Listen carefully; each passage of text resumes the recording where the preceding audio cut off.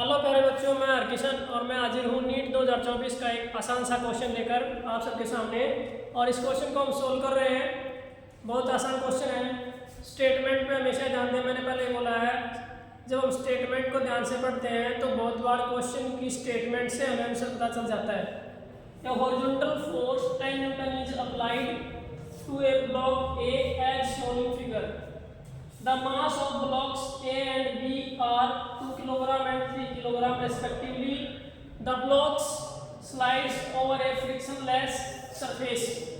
The force exerted by a block A on block B is.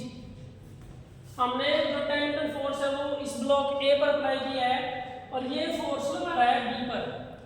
Question में हमें जो force acting on B due to A यही find out करना है। Frictionless बोला है तो ध्यान रखें फ्रिक्शनल फोर्स 0 होगी। फ्रिक्शनल लेस बोला है ना, तो इस पर लगने वाला जो फ्रिक्शन होता है हमेशा जो मोशन के अपोजिट होता है वो 0 माना जाएगा।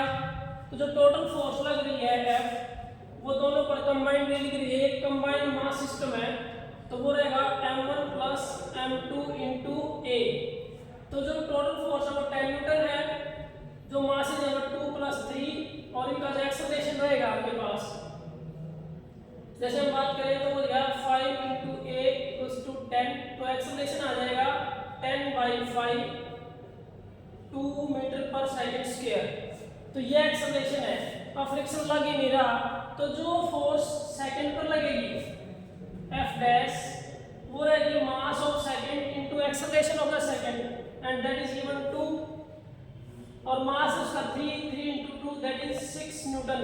इतने आसान क्वेश्चन भी नीट में आ रहे हैं तो नीट में बच्चे मार कहाँ खा रहे हैं मेरे को बहुत कम समझ में आता है।